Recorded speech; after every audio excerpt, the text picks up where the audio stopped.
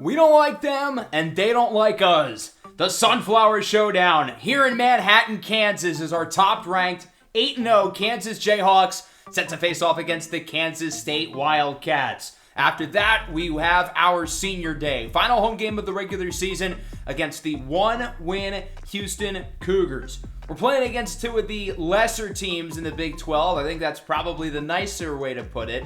But when you're like us, on the midst of a chase for a national championship, you cannot overlook anybody, or else you might regret it.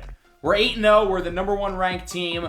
We've had a really hard schedule, but we continue to find ways to beat great teams, and that includes TCU. We got the number one versus number two Kansas and TCU matchup that we were hoping for, and the game was as good as advertised, 34-26 in a Jayhawk win. Kerry Chosen looked the part in his biggest game of his career, outplaying Hoss Haney, who had 2 interceptions. TCU was actually picked off 3 times if you account for a failed trick play. Jazir Tolbert, the former Jayhawk, started strong, 6 carries, 51 yards, but over his last 6 carries, only 4 yards. My biggest takeaway from the TCU game is that we're going to see them again. Whether it's the conference championship or sometime in the college football playoff, they will get another crack at us. Then we went on the road into Waco, beat a ranked Baylor team 42-21. Nate Bennett had 5 incompletions, 4 of which were interceptions. Kerry Chosen, extremely efficient again. Cornell Teamer with maybe the most dominant game of his career, which says something. He's had a lot. Teamer, by the way, is now on the Heisman watch. He's currently in 4th place and the only running back on the list. We took a look at the award watch list at the end of the last episode, and I've got to say they are glazing the hell out of us. Look at the best defensive back. We have 1st, 2nd, 3rd, 4th, 5th, 6th, 8th, and 12th. I like Cornell Abreu a lot. I think he's going to be a stud, but he's played maybe 25% of our defensive snaps this year at most. At tight end, Rasheem Diggs should not be second. Pierre Johnson's gotten the ball 3 times this year. That's not an exaggeration. Isaiah Lamore had more yards against us back in week 2 than Johnson has all year. There were some other strange ones, but those were probably the highlights. It was not all good news, though, in the last episode. Against Baylor, Amani Law, our number one receiver, dislocated his hip. He'll be out for the rest of the regular season into the playoff. Obviously, this is a big loss. As I said in the last episode, I think he's our second best offensive player after Cornell Teamer. And individually, it sucks for him because he's not going to get to play Kansas State again. He's not going to get a true senior day. Now, yes, he is a junior, but for a 6'2 receiver with 99 speed and probably would have had 2 1,000-yard seasons if healthy, I don't think he's coming back next year. I think he's too good and probably is going to be in the NFL. So that means Elijah Parrish, the true freshman, is going to have to step up as the number one. The consistency has not been perfect, but I think he can handle it. Had 9 catches in the win against Baylor. Rajon Jones is going to see more usage. Diggs, Ficken, Dorian Pepper, everybody's going to have to step up. It's not going to be easy. Amani Law is our big play threat, and we need him out there. We are going to get Terrell Butts back, probably as soon as next week, which is pretty exciting as he's been out since the middle of last year. Now, I don't know if we need Butts on the field because Luis Roche's been maybe the best center in college football. So I think we're going to redshirt Terrell Butts. He is redshirt eligible, so he'll be a redshirt junior when he comes back here or enters the transfer portal next year. We had another injury in the Baylor game, though. Kenyon Denbo suffered what we thought was a season-ending elbow injury, but apparently he's completely fine, and he's back this week. I guess Kansas has the best elbow doctors in the country.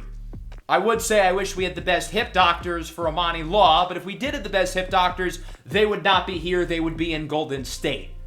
So let's look at our upcoming matchup here against Kansas State and then Houston. And if you look at the teams on the schedule, I mean, it's been brutally hard so far. The fact that we're 8-0 is kind of a miracle. We only have played 2 under 500 teams, one of which Florida State made the playoff last year. The other one, Colorado, is very clearly better than their record. And now we have 2-6 Kansas State and 1-7 Houston, who have been the 2 worst teams in the Big 12. What I find funny about our conference schedule is that we're playing against the 2nd, 3rd, 4th, and 5th teams, and then we're playing everybody between 10 and 14. We're playing the really good teams and the really bad teams. The teams we're not playing are 6 through 9. Cincinnati, Arizona, Iowa State, and Oklahoma State, which is super ironic. As I mentioned earlier, though, I don't want to overlook either matchup against Kansas State or Houston. Look, I would hate to lose against the Wildcats, especially this year. These guys are obviously one of our main rivals right there with Missouri. And these two programs have gone in opposite directions really since season 3. Now, I'll give them credit. I think they're better than their record suggests. They had TCU on the brink, on the road.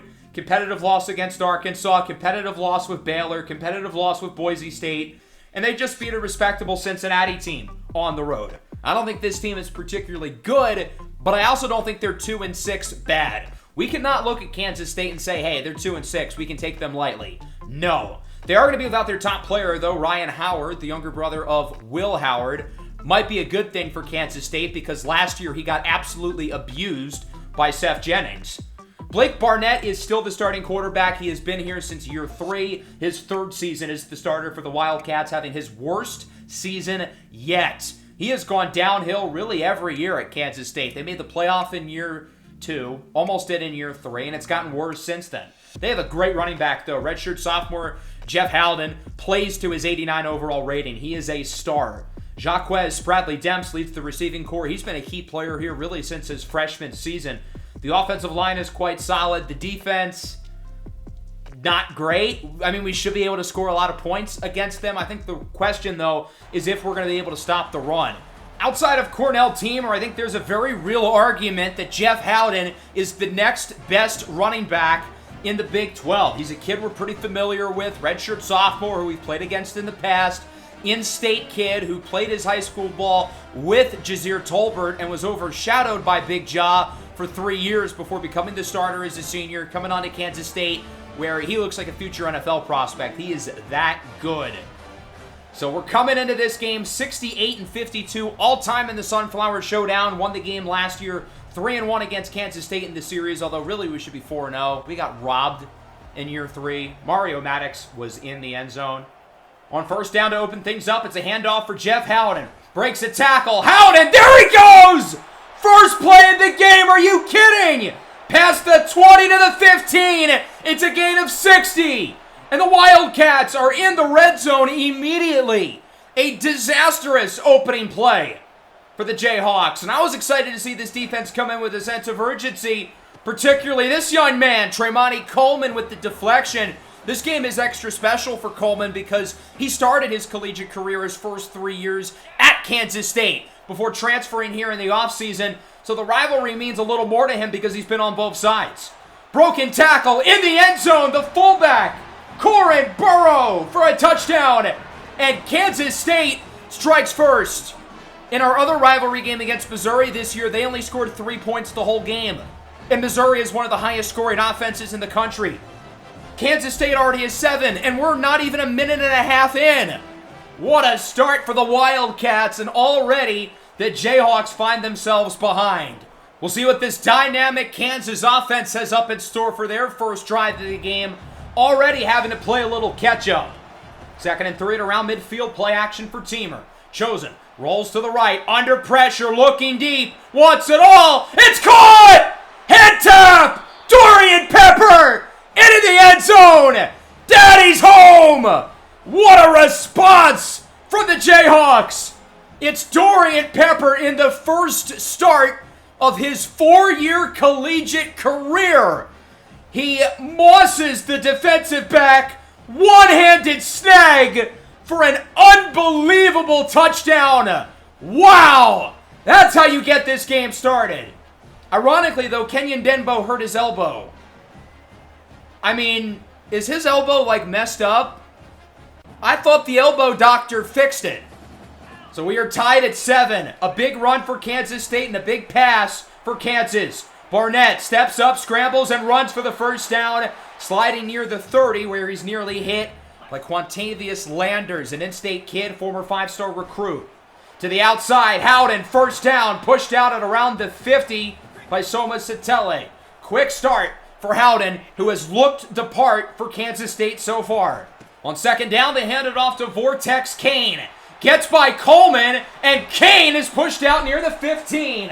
A big run for the Wildcats as it's a gain of 27 for Kane. Kansas State is running through this defense so far. This is not what we could have expected. Play action. Barnett goes short. It is caught but for a loss of yards. Quantavious Landers with the TFL on Coco Ingold. We needed a play behind the line of scrimmage defensively, as it's now 3rd and 6 for K-State late in the first. Barnett looks to throw it, steps up, scrambles, gets another first down, has room, and dives in. Kansas State's going to give us a ball game, it looks like. It's 14-7. Last year we blew these guys out. We were able to bring the backups in during the third quarter. Well, Kansas State clearly remembers that, and they are not letting that happen again. So the offense gets it back, coming off of our big drive and big touchdown previously by Dorian Pepper.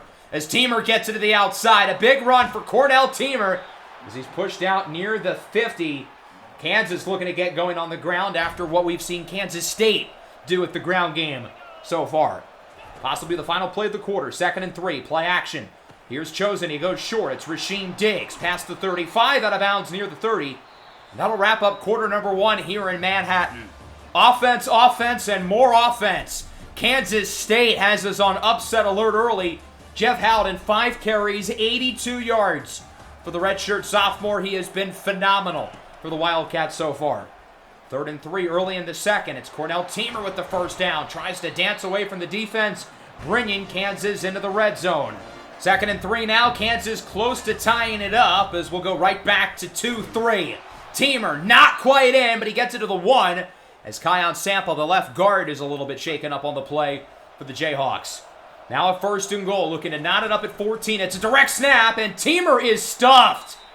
Got to troll your rivals a little bit. I wanted to run that play call at least once today. Remember back in Season 2, we beat Kansas State in overtime with a 2-point conversion on a direct snap to Savion Morrison.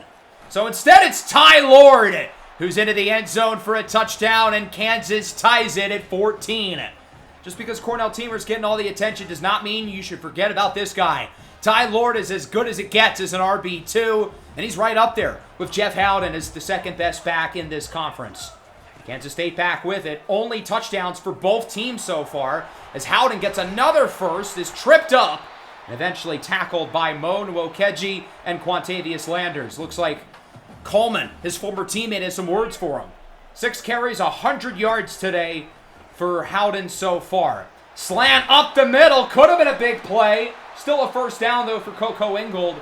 We had Soma Satele playing deep on the blitz because I knew that was a possibility, and Satele may have saved a touchdown with that tackle. Kansas State moving it well again, though. Our defense has been piss poor through the first quarter and a half, as this is LaMarcus Berlin, the 3rd running back. He's getting in on the fun. Pushed out, but not before a gain of 16. I mean, everybody on Kansas State is making plays on the ground. This is inexcusable. They have to have nearly 200 rushing yards. Howden to the left, has room. Howden spins away and is inside the 5. He now has 124 rushing yards today. That is inexcusable. 1st and goal with a man in motion. That's Ingold. Howden gets it back, and Jeff Howden is flipped in by Callaway. 3 drives, 3 touchdowns for Kansas State. They really are giving us everything they can bargain for. This game looks like it's going to be a track meet, and our offense is going to have to match them. It's a screen. Rajon Jones, his first catch of the game. He's got room to the left, and there goes Jones. First play of the drive, might be the only. 10-5, touchdown! An 80-yard score for Rajon Jones, and we are knotted up at 21. Offense, offense, and more offense. There is no defense being played on this field today. I was a little worried about running this screen because this is the type of play that someone with Amani Law's speed would excel in. Rajon Jones does not have that kind of speed, or at least I didn't think he did, but he outruns everybody on the defense for an 80-yard score. A quick one-play drive for Kansas, and we're tied again at 21. Howden, quick first down. He's hit hard, though, by Viliami Manupuna. 2nd and 3, under 3 minutes to go in the half. They'll go back to Howden. They're not even trying to throw the ball at this point, and why should they? Jalen Todd with a TFL. Finally, we're getting behind the line of scrimmage, as it's now 3rd and 3. Another delayed handoff, and Howden does not get it! Javier Callaway, who had 2 interceptions in the win against TCU, with the denial. Finally, a punt. First from either team today. Kansas looking for the lead. Hit as he throws. Good pass and catch by Elijah Parrish. Chosen with nearly 200 passing yards today on absurd efficiency. Under 50 seconds in the half at the 29, it's Teamer weaving through defenders, and there he goes! Into the end zone for a touchdown! Cornell Teamer puts Kansas ahead for the first time today. 4 drives, 4 touchdowns for the offense. It doesn't even matter that our defense has played a sucky game because our offense is unstoppable. Kerry Chosen, Cornell Teamer, and everybody else just looks unstoppable right now. And this was a great run here by Teamer. His short area quickness is unbelievable. For most other backs, that's a gain of 6 or 7. But Teamer can run his way through a phone booth. There's a reason why NFL scouts are looking their chops over this guy. So to my surprise, Kansas State is not even going to try to score before the end of the half. Final play of the second quarter is caught, not for a first down. I think that's a mistake for Kansas State, seeing that their offense has been really good, but their defense has not been able to stop a nosebleed. We're up by 7. We start with the ball in the second half. I feel like that's a wasted opportunity for K-State, who has 223 rushing yards so far today. Our defense has been awful. They have not really needed to throw the ball, and over the last couple of drives, they've understandably gone away from it. Jeff Howden has 14 carries for 143 yards. Their next 3 leading rushers all have over 10 yards per carry as well, but our offense has been just as good. Kerry Chosen, 9 for 11, 190 and 2 scores. Cornell Teamer, 8 carries, 78 yards. We really haven't had a go-to guy in the receiving game. Nobody has more than 2 catches. I wish we got more usage from Parrish and Jones, who have only combined for 3 receptions so far. But everybody's been contributing. Dorian Pepper, obviously, with the crazy catch. Jones off the screen. So we start on offense. Spin move for Lord. He gets it near the 50. Certainly looking to get Ty Lord active here in the second half. He only had 4 touches in the first half. 2nd and 7 now. Chosen looks to throw it. Scrambles around, goes to the left, has room, and now Chosen looks to join the rushing parade as he scrambles for a gain of 12. His first run of the game. Hasn't been sacked yet either. There's been no pressure at all. Our offensive line has been unbelievable. Teamer to the left with room. Jukes away from a defender. Tries to make the next guy miss as he's wrapped up inside the 15. 10 carries, 97 yards for Teamer, who's been pretty much just as good as Jeff Howden today. 2nd and 5. Parrish in motion. He gets it. Parrish bounces off a defender. Walks into the end zone for a touchdown. Elijah Parrish adds to the lead for the Jayhawks. 5 offensive possessions and 5 touchdowns today for Kansas. That is not normal. This feels like a big spot in this game for our defense because even if we just get 1 or 2 more stops the rest of this game, our offense is playing so well that we can trust them to win it for us. Howden on 2nd and 3 loses around 4. Marcus Ashe brings him down, and that'll make it a 3rd and 7 for Kansas State. Barnett and Howden in the backfield. Are they finally going to look to throw the ball again? They will. Barnett looks to throw it, and his pass is broken up in the secondary. It's Jalen Todd. So Kansas State has to punt it again. Their first 3 drives, touchdown, touchdown, touchdown. Their last 3 drives, nothing. Kansas back with it. 2nd and 7. Chosen connects with his freshman receiver, Hakeem Ficken. Ficken has played more this year than Dorian Pepper, but we decided to start Pepper just because I trust him a little bit more in a big spot. But we're still going to play Ficken a lot. Here's Rajon Jones past the 30. He's over the 100 yards mark today. Granted, it's only on 3 catches, but still, no complaints. 3rd and 3. Chosen. Scrambles. On the run, hoping someone gets open. He'll dump it off for Rasheem Diggs. Breaks a tackle, and Diggs is in for a touchdown. 28 unanswered points for the Jayhawks, and they are really starting to put themselves in the driver's seat. Even though I was not pleased with how we looked in this game early, particularly on defense, I felt like our offense was always going to be able to outlast them, which has obviously turned to be the case. Burrow loses 5 on 3rd and 2. It's Cornell Abreu, the redshirt freshman, with the TFL. For a while, Kansas State was really giving us a run for their money, but now we are up comfortably. 42-21 going into the 4th of the Sunflower Showdown. As you can see, it's been really balanced in the passing game. I don't know why they're not showing Elijah Parrish, though. He's the only guy with more than 3 targets in this game. But Kansas is in a good spot. We're up by 21. We've scored a touchdown every single time we've gotten the ball. Chosen under pressure. Connects on third down. Into the hands of Rajon Jones. His 4th catch of the game for another Kansas first down. I mean, our offense has literally played a perfect game. There's not much you could ask for.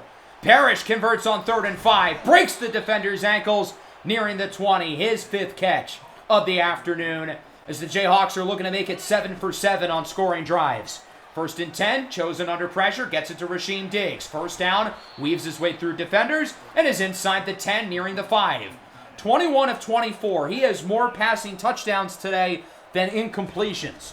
1st and goal, Teamer gets it, and Cornell Teamer scores for his 2nd time today, his 12th rushing touchdown of the year, which is 2nd in all of college football.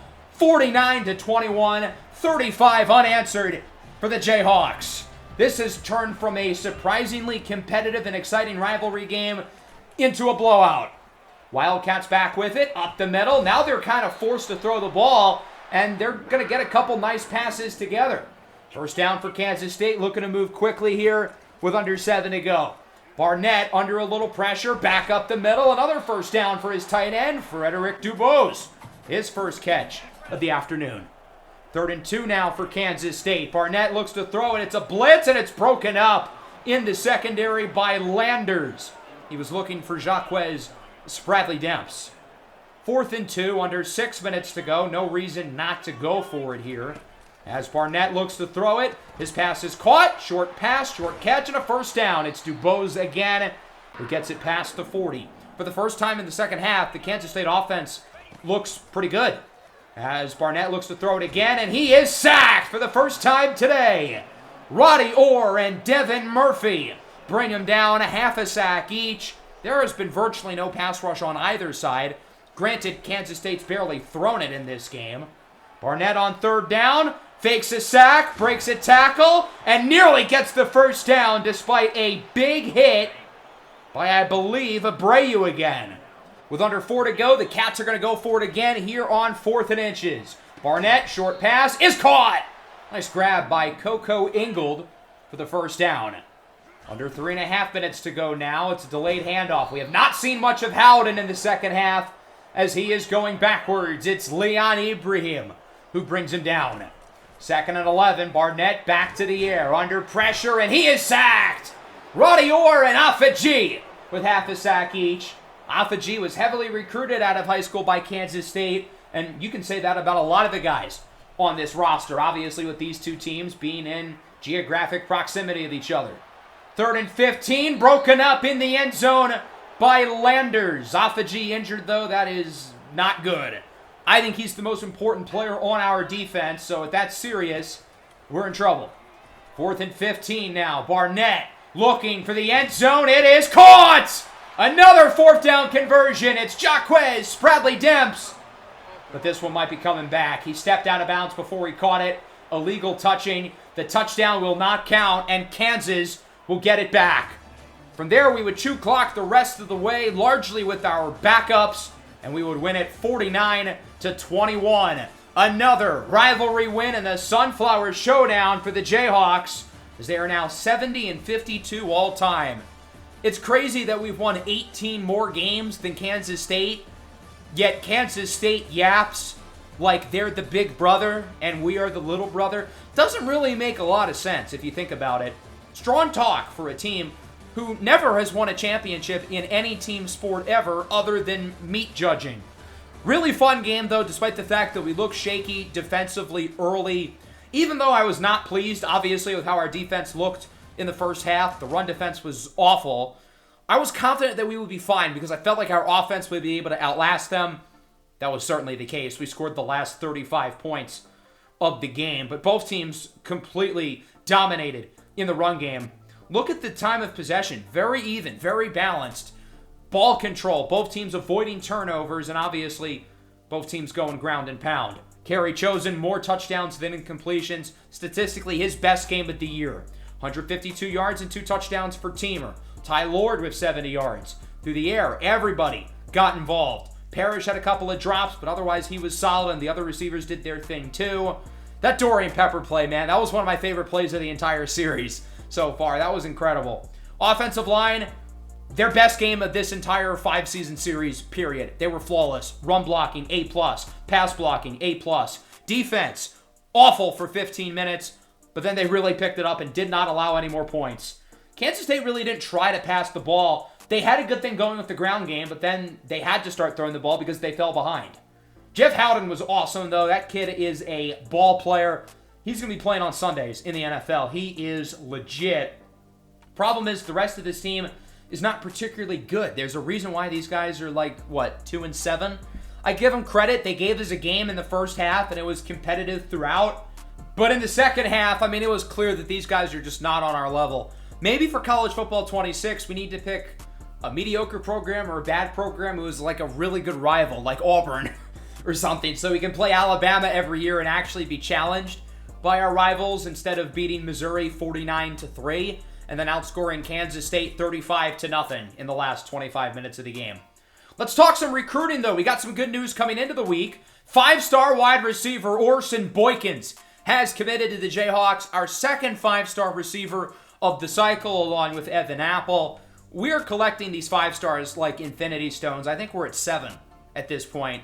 Recruiting's getting a little bit easy, it feels like. Everybody else here, we're in first place for as well. I don't get how we struggled so much in recruiting last year, and then it's turned into this. Alejandro Ariza, Jesus Grutadaria, Charles Brazel, and CJ Short, we're all in first place for those guys looking good in those battles. So this is kind of the part of the year where recruiting gets a little bit slower because a lot of the top guys, they've announced their commitments. We only have one uncommitted 5-star left on the board. This is turning into quite the class, though. We've climbed up to number 3 with our 7 5-stars and 5 4-stars. We still have almost half of the 5-stars who have committed in this cycle, which is pretty dope. So the Houston game next week is our final home game of the regular season. So this is really our last chance for visits. We're kind of limited with who we can pick, though. Cole Tam, the 5-star quarterback, the only 5-star left. This is a pretty easy choice, for instance. But like Joel Loper, for instance, he's going to commit by week 11. Jaquez Warrior, Dakota Stewart, and Garrett Van Denmark all already have visits scheduled. So we're not going to be able to have them come in. We're going to start with Cole Tam, though. We are certainly the favorite here. Colorado is also in the race. But I think we can just about lock up this commitment with a good visit in week 11. Since 2 of the 3 tight ends are visiting elsewhere, I want to make sure we get at least one. So Ben Rockman will be our second visit. Cameron Andrews is a guy I want to prioritize, given that we didn't get a lot of offensive linemen last year. We already have 3 or 4 committed this season, though. And then for the last spot, I thought about Hand, I thought about Ariza. I'm going to pick Alejandro Ariza, though, because there's more teams interested in him. And I think we need more corner depth right now than linebacker depth. We do a great job of developing linebackers and recruiting them. So in terms of the close races, Joel Loper is neck and neck with us in Arkansas. We have the lead. I'm going to keep the 65 points on to play it safe. Carlos Brown and Sergio Huckabee are also likely to commit after this week. I like our chances with both of them, particularly Huckabee. Carlos Brown theoretically could go to Kansas State, but I would hope he watched the game this week and saw, yeah, I can be developed by Kansas and turn into one of those linemen. We're in first place for literally everybody here except for Raekwon Payne, who we're going to start to put a lot of points into because we might as well. We're not in first place for him. So Joel Loper does commit. That's a big get at running back. Him and Devon Mays, 2 really, really talented players at that position. Who knows? Maybe the 2 of them can become our next Cornell teamer and Ty Lord. I don't see multiple running backs in the same recruiting class as competition. Rather, I see them as complements for each other. Offensive guards, Carlos Brown and Sergio Huckabee commit as well. So that's 3 4-stars. We expected to land all of them, and we do. Not all sunshine and rainbows, though, in some of these other battles, particularly with tight end Garrett Van Denmark. So we are now down to 3 with him. Maryland has taken the lead, and he's visiting Maryland this week, which is not good. We're making up some ground, though, on Raekwon Payne. Syracuse seems to really like him, so we're going to continue to put a lot of points into him. Now that we've kind of made it through the stressful point of the recruiting season, it's really now about just putting a lot of points on it, guys, and then playing the waiting game.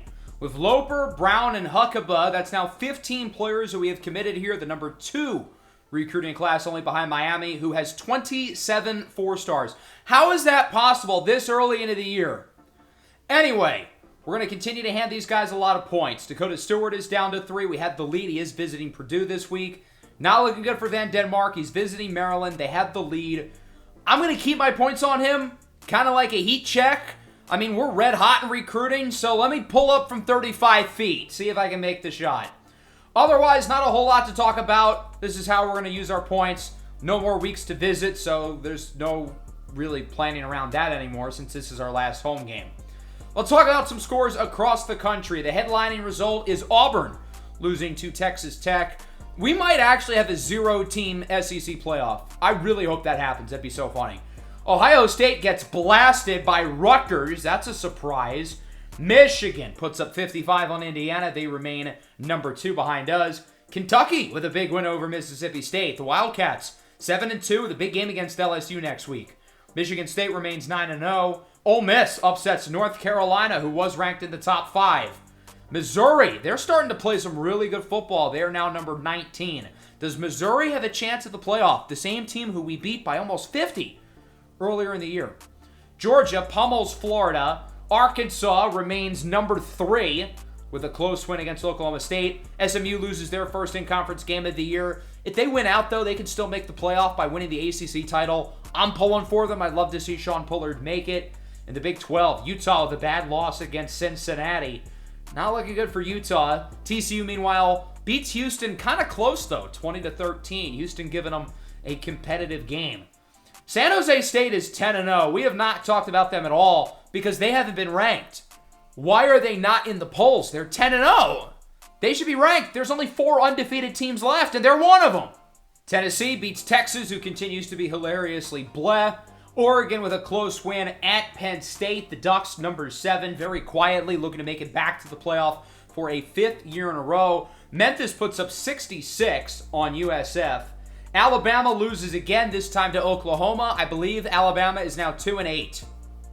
How does that even happen? How do you go from being the best team in the series to 2-8? That's wild.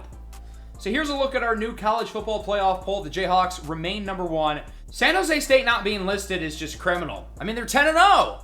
They are in the media poll at number 23, but since they're not in the playoff poll, I almost feel like it's too late for them to really try to make a run. This is your current playoff bracket, though. We would get either Oregon or USC as of now in the second round. 2 very experienced teams. Granted, they both have new young quarterbacks who have never played in the playoff, but they have a lot of postseason history over the last couple of years, including against each other just last season. So that'll be a fun rematch. As for the players of the week, Frederick King on offense, Stephen Owens defensively. He wins it along with Quasi Gilmer. Feel like maybe we should see Cornell Teamer at some point. He has not won a player of the week once, although he does remain in 4th for the Heisman list. No change in the top 4 as that gets us set for week 11. 9 games down, 3 to go. The 1-8 Houston Cougars in the final regular season home game. I guess technically of the series, even though we will have future seasons down the line. Technically, though, the last home game of the actual series, unless we get a playoff game this year. Houston's not particularly good, although they're coming off a competitive loss against TCU. Their highest rated player, like Kansas State, is out. Anthony Leon, the redshirt junior, is the starting quarterback. His numbers aren't as bad as I would have expected for being 1-8. They're not good, but they're not completely abysmal. Out of the backfield, it's mainly been Parker Jenkins over the last few years. They've struggled to find a replacement. They do have a very young group of receivers, though. Overall, just not a great roster. Probably the worst in the Big 12. But again, I don't want to undervalue these guys because when you're shooting for a championship, losing to a team like this is just completely deflating. So we cannot let this be a trap game prior to Arkansas next week. We've got to lock in and really perform, especially because it's senior day as well. Kind of a weird senior class because most of these guys are transfers. Miller, Roddy Orr, Marco Liesel, Exodus Ayers, Javier Callaway, all of whom did not start their careers here. You have Clyde Poole, who's not playing. Really, the only 2 start-to-finish seniors on the roster are Jalen Todd and Anthony Escalante. I think this senior day is more for the juniors who won't be back. Cornell Teamer's going to the NFL. I think Monu Okeji, Devin Murphy, Luis Roche, maybe Ty Lord, Amani Law, probably. All those guys probably are going to the NFL. Who knows? Maybe some of these redshirt sophomores. What if Kerry Chosen declared for the NFL draft? That's not really something I thought about at all. I don't think it's particularly likely, but with how well he's played, I guess you never know.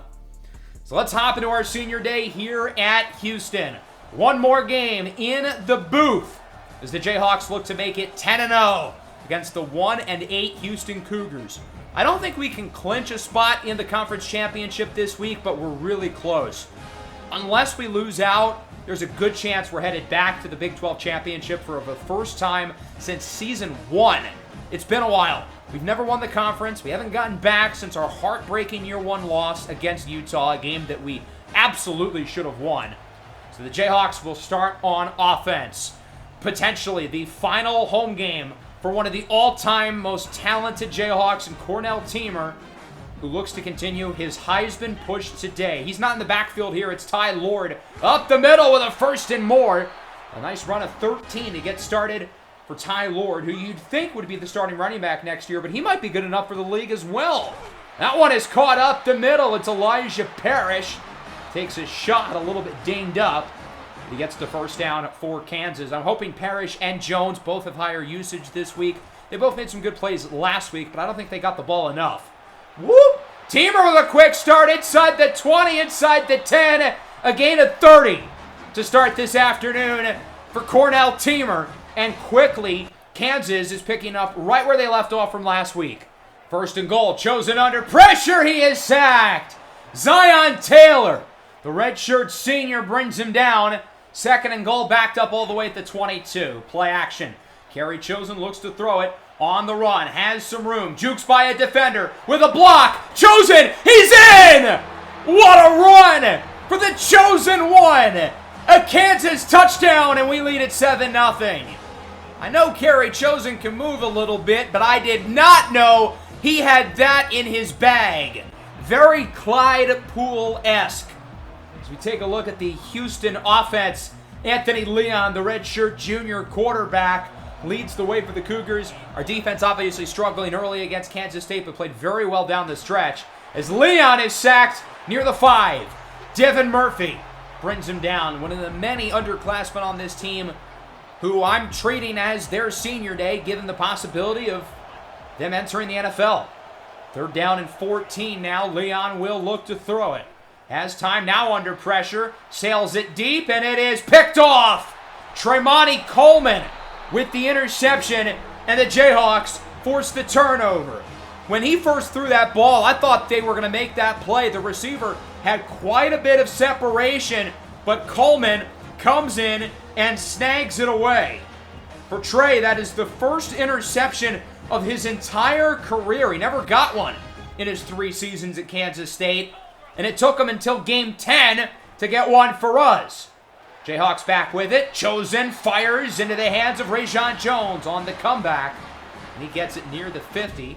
Another very efficient start for Chosen. He's 4 for 4.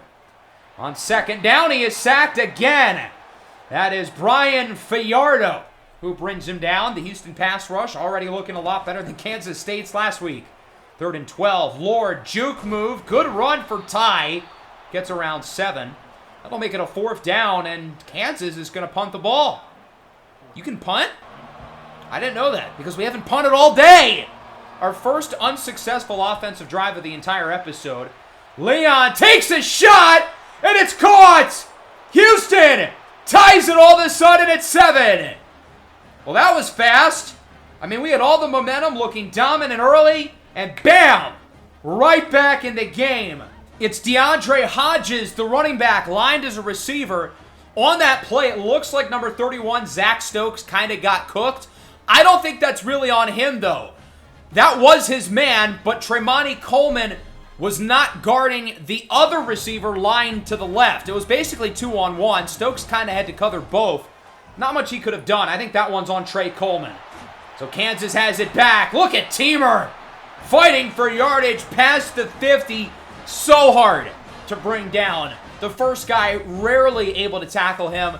He's obviously great in space, his ability to make guys miss, but he is hard to tackle even when you have contact on him. 2nd and 7, Chosen steps up, tucks it and runs. Slides for a 1st down near the 20. A good scramble for Kerry Chosen. Just had some nice runs today. 3rd and 11, play action. Chosen looking for more room to run. He's got it. up the middle. It's a strong gain of 10. The goal of that was to potentially center the field goal, but that would have been for a gain of like 5, not 10. We've got an interesting fourth down decision to make here to start the second. Tied at 7. We looked really good early. Big play, though, by Hodges. Certainly spoils it a little bit. We have had the ball for nearly 8 minutes, though. And here on fourth down, the offense will stay on the field. No surprise. Teamer gets it. Tries to outrun the defense, and he cannot. Houston with the stop. It's Spencer French. And Kansas is held off the board in the red zone once again. So it's still tied at 7. Houston gets it back. This is D'Imperio who loses 5. Afaji brings him down. This stadium is as loud as I've ever heard it. These fans are riled up for their championship contender. On 3rd and 3, D'Imperio, I don't know if he got it. He was close. Good tackle by G. I don't know if it's going to matter because there's a flag. Holding on the offense. He did not get the first. We're going to accept the penalty anyway, trying to pin him deep a little bit. Maybe they think about like a QB sneak on 4th and inches. I trust us to get a stop here. And sure enough, it's picked off. Intercepted by Javier Callaway, his 5th of the year. And the Jayhawks force their second turnover of the game. Kind of an arm punt, though, again, for Leon, just like the first interception. So I'm not really going to fault him for that. He figured he might as well look deep. Doesn't work out. Got to get more from the offense, though. 2 consecutive scoreless drives. 3rd and 3. Chosen is sacked again. Offensive line not playing their best. Zion Taylor, 2 sacks. And on 4th and 7, at around the 45, we're going to go for it. I think we're close enough past the 50 to where we can feel comfortable doing this. As Chosen is intercepted! Picked off! Houston makes the play. It's Kevin Amador with the interception. Just the second time all year that Chosen has been picked off. 3 straight scoreless drives for the offense. 3rd and 7 now for Houston. Defensively looking for another stop. Leon calls for a switch at the line. Looks to throw it. Steps up, scrambles, runs, gets the first down. Past the 40, and he is hit hard by Callaway at around the 35. Houston really hasn't had that signature drive yet. They had the big touchdown by Hodges, but that's just one big play. Here's a nice grab and a nice play after the catch with a first down inside the 25. As that one is hauled in by Luis North, the redshirt freshman wideout. Cougars starting to get something here. Halfway through the second quarter, delayed handoff, and that is going to be a loss of yards. J.J. Imperio has had nothing going in the backfield today as it's now 3rd and 9. Leon looks to throw it under pressure. Hit as he throws from Roddy Orr. So the defense gets the stop, and now Houston will look to kick and try to take their first lead of the game. Sophomore Josh Castillo from 39 yards out on the right hash. This kick is up, and it is good. It squeaks through. Houston leads 10-7. So much like the first quarter and a half of the Kansas State game, we're not playing that well. But it's for opposite reasons. Against Kansas State, our offense looked unstoppable, and the defense was horrible. Today, I think the defense has played fine, but the offense hasn't scored since the opening drive. Here's Parrish on the RPO nearing the 40. Just got to get back to the basics. Efficient run plays, consistency through the air, especially since we're coming off a rare turnover on the last drive. Chosen on the run. He's got Rajon Jones. Tries to get by the defender. He gets it to the 10. I wanted to get Jones heavily involved in the offense today with a lot of usage. He's got 5 catches for 72 yards. He has been busy. 3rd and goal. Teamer with a block. Juke move. Lowers the shoulder. He's in. Cornell Teamer with the touchdown for the Jayhawks. And he gives the fans the Heisman pose. Not really a Heisman moment yet. We're still waiting for that. But since it's the last home game of the year, kind of figured he would give the fans what they wanted. Teamer puts the Jayhawks back ahead as it's now 14-10. Houston gets it back, starting off around the 20. On first down, Leon looks to throw it. He's going to look up the middle, nearly intercepted. Leon Ibrahim had it right in his hands. Got to come down with it. On 3rd and 9, wide open down the field. Trey Isadora. 20, 15, 10, 5, touchdown. On that play, Quantavious Landers did get cooked. That was not on the safety for missing his assignment. That was Isadora flat out beating Landers off the line. So Houston now is a 57 and a 79-yard touchdown today. They're back ahead, 17-14. With under a minute left in the half, Kansas with all 3 timeouts as it's Rajon Jones again. He's been impressive today, nearing the 50. Now down to under 40 seconds and 2 timeouts, it's Pepper. Whoop.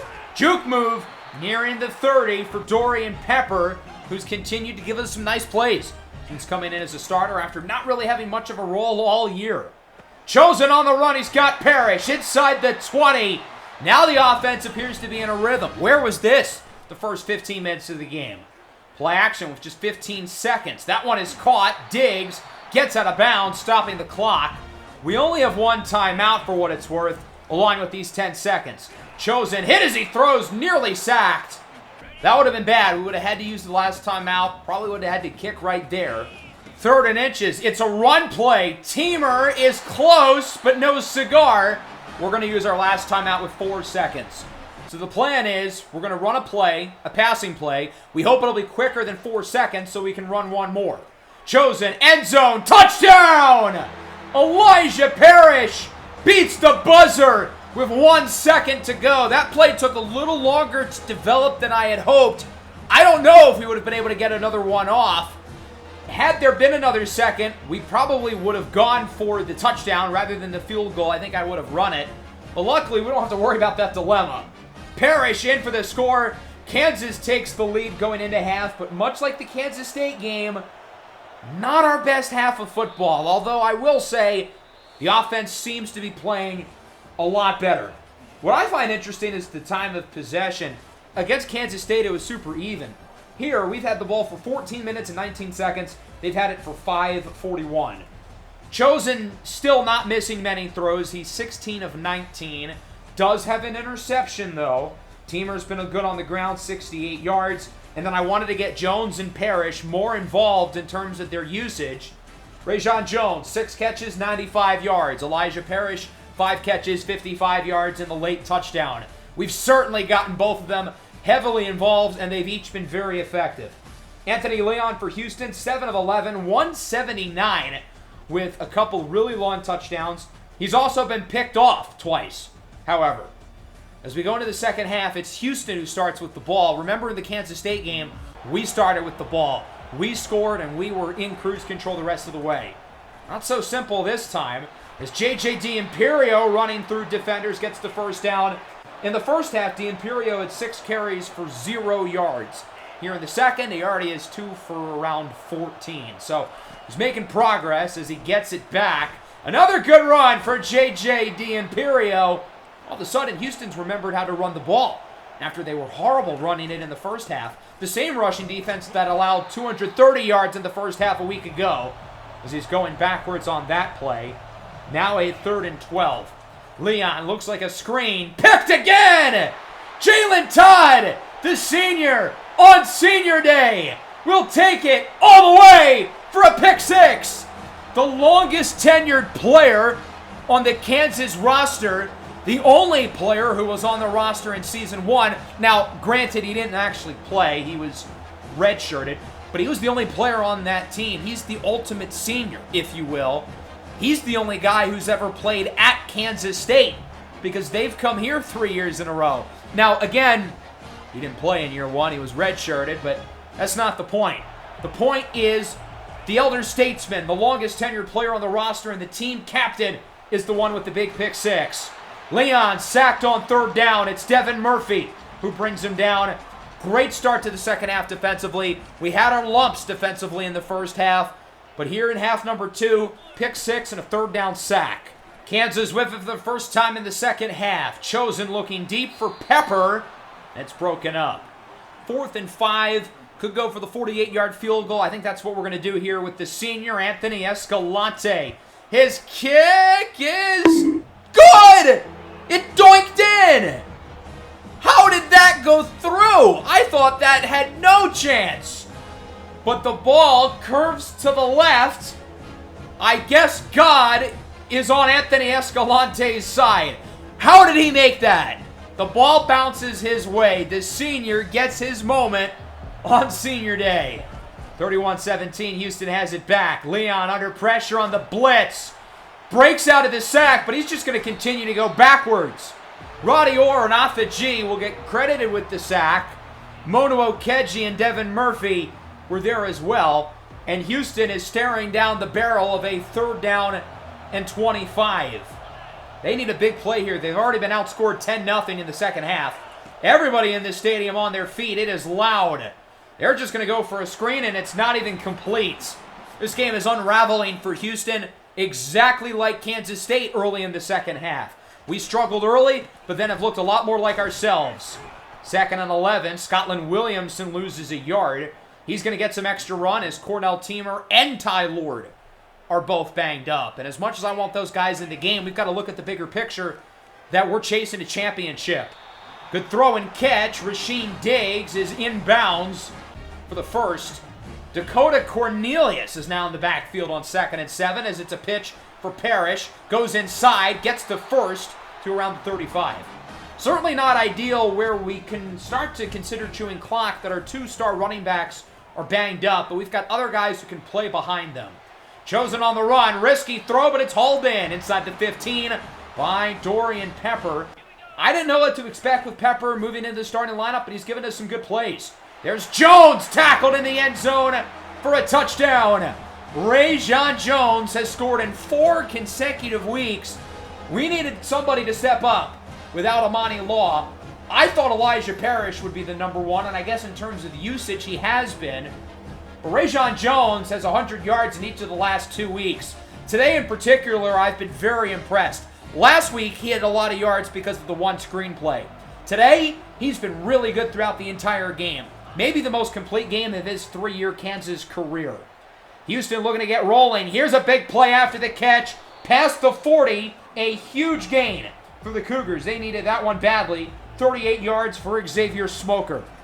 3rd and 8, final play of the 3rd. It's a screen. Hodges gets the first, and it's flipped over by Todd. Big 3rd quarter for Kansas. They lead at 38-17, outscoring Houston 17-0. Very balanced again for the air.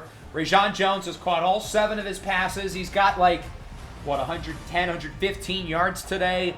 Obviously, Parrish has been effective as well. Just another great game from Kerry Chosen. On 1st down, this one is caught by Hodges again. He's had a nice game through the air, brings it inside the 10. Finally, Houston's showing some signs of life offensively here in the second half. They're having one of their more impressive drives. 3rd and goal at the 7. They're in full 4-down mode as Leon looks to throw it. Dances around, picked off again!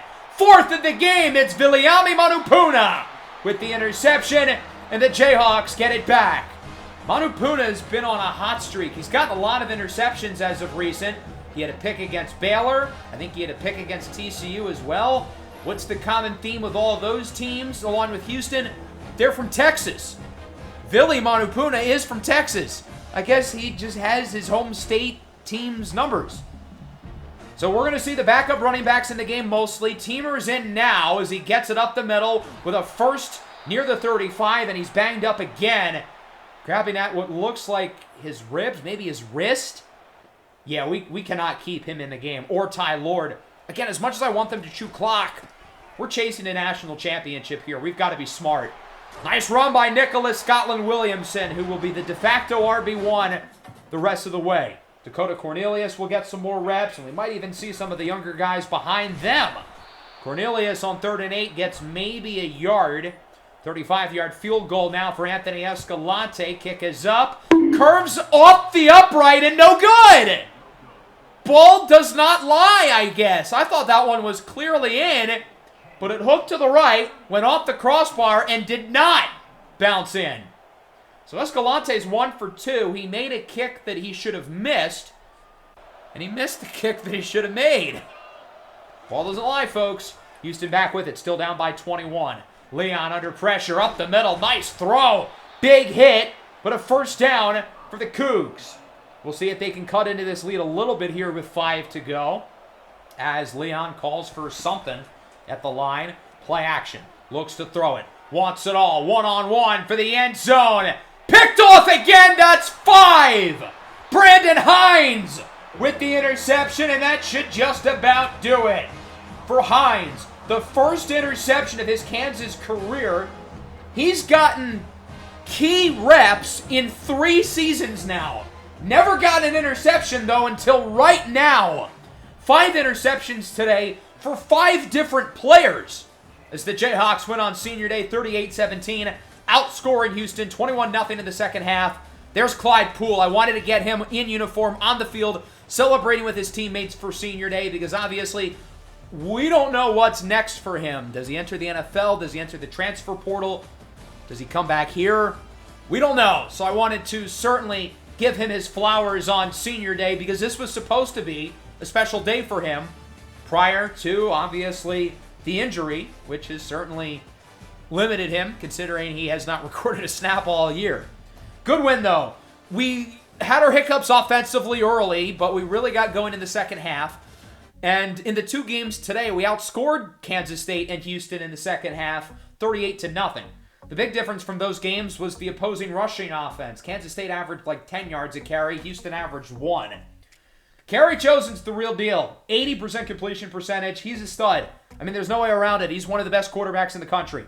Scotland Williamson led the team in touches. We didn't give Teamer the ball a lot in the second half. Yeah, obviously it's going to hurt his Heisman candidacy, but look, we're chasing a championship.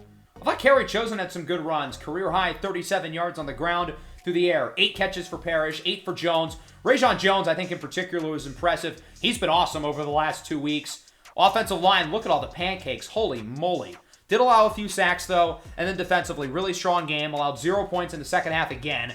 2 sacks for Devin Murphy, and 5 interceptions, including the first in the careers for Trey Coleman and Brandon Hines. As for Houston, certainly a weird game for Leon. I don't think a lot of the interceptions were that bad. Most of them were go balls that he was just launching deep, whether it was a third down or towards the end of the game. Still, can't throw 5 interceptions. They did not run the ball well, although their receivers were solid. DeAndre Hodges, Trey Isadora were good through the air. And I thought their defense played pretty well in the first half, all things considered. They had 3 straight drives without allowing any points, including the interception by Amador, and then they just kind of fell off. So both games today, we really did not look our best. We did not play a consistent 4 quarters. We're lucky we played against the 2 worst teams in the Big 12, and we were still able to win convincingly.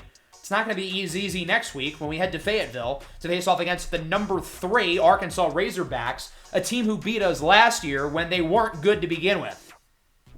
Devin Murphy wins the Big 12 Defensive Player of the Week. He had 2 sacks, played really solid, and that sets us up next week. Number 2. Whoa, wait a minute. We lost our number 1 spot. Michigan, who beat Michigan State, jumped us. Honestly, it's kind of hard to argue against that. I mean, Michigan was undefeated. Michigan State was undefeated, and the Wolverines beat them pretty handedly. We'll have a chance to get our number 1 ranking back next week against Arkansas, so I can live with it. Ole Miss beats Missouri. I'll be honest, I was kind of pulling for Missouri a little bit. I want them to make the playoff because I want to beat them again. Now I don't think they're going to get in. Notre Dame is ranked. Could they get in? If they make the playoff, they're as big of a threat as anyone with a championship-winning quarterback and a team who's playing some good ball. Might be too little too late. Auburn loses to Mississippi State, and Kentucky beats LSU. Big day for the Kentucky Wildcats. They look like the favorite in the SEC right now. TCU 10-1, they beat Oklahoma State, inching closer and closer to a potential rematch in the Big 12 title game. If the stars align, there's a good chance it will be us and them in that game. But Arkansas is obviously in the mix as well. They've only lost 1 conference game as well. Good win for Michigan. I don't think it changes much for Michigan State, but the Wolverines get their number 1 spot. Baylor beats Cincinnati 56-3. Georgia beats A&M 31-0.